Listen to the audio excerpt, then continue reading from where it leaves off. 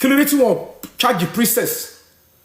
To ba je koko ka won be boyo ni CCTV nule to ti sise tele o ko ka won is a different ball game. But she prepared and planned the whole video. The only thing that is needed is for the girl to stretch Baba IJESHA until he breaks his limit. Only Bobby she mama said this okunrin tí ó de sọ̀rọ̀ eyo kan báyìí ó de bá wà lẹ́gbẹ̀ẹ́. The one but ẹ̀yin èèyàn wa Yomi Fabiyi tún di tú àṣírí tí ọ̀pọ̀lọpọ̀ àwọn èèyàn tí wọn ò mọ̀ o. Ẹ̀yin èèyàn wa ẹ jẹ́ ká gbọ́ nǹkan tí Yomi Fabiyi tí ó tún sọ nínú fọ́nrán yìí. be close shot. Ṣé wọ́n gbé sí ọmọ yẹn ni dẹ fi rí ojú ẹ̀ ni. Anybody can be stretched. Why would kí ló ṣe bí tí mo wà stretch? Ohun tí mọ̀ yàtọ̀ ni pé tó bá jẹ́ pé ọmọ ọdún méje, an obvious child, ẹsẹ̀kẹsẹ̀ life imprisonment.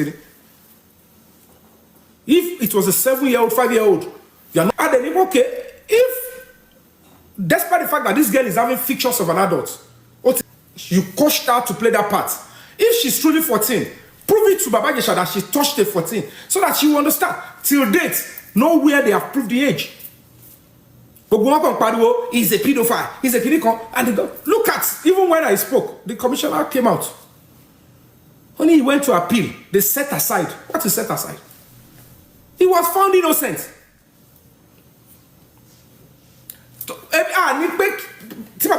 Sexual harassment.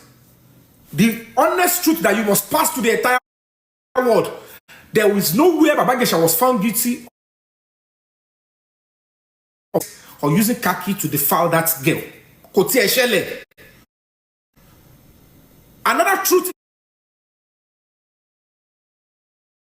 is that Koshele, because after Baba IJESHA was arrested, they took the girl and ran a test.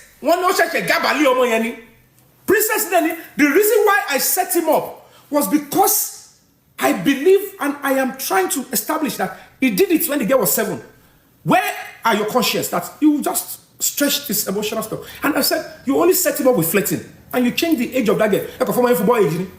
If it is the true age of the girl, I expect Lagos State government and princess to prove to the judge that this is, but they were using power to force that government does not lose in their own case. I want the job public, and they were able to find a way to say, the man of life imprisonment. Only man drove 16 years. Just spend little time. Just let's keep you there for a little while. That is the honest truth of Ekebona. That's why the man was going to spend 3 years and come out, because they realized that what's the point of punishing this man? Because he the right to sexual feelings. The guy is a 19-year-old or 18 years old. But what I no video, no crime has been committed. Under the law, if it is a court of law, and that because the girl accepted. If she's 18, the only reason why they said Baba IJESHA was guilty of sexual harassment is that they maintain that the girl is 14.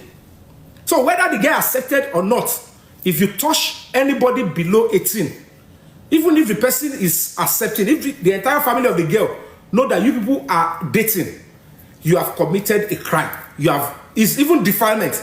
To get 22-year-old, to get 16-year-old, 17-year-old in Nigeria, in Lagos State, rape you, get a girlfriend. Oh, Baba, I don't find love letter. I don't find card. I love her. If you sleep with her, even if the parents knew that you put a boyfriend and girlfriend, even if the guy says, don't touch him, if a complaint comes out and you are 21-year-old, you are 20-year-old, and you have sex with a 17-year-old in Lagos State, it's rape. Even whether you people are boyfriend and girlfriend. That is what majority do not know. Because they don't want to understand the law. They just want to condemn somebody.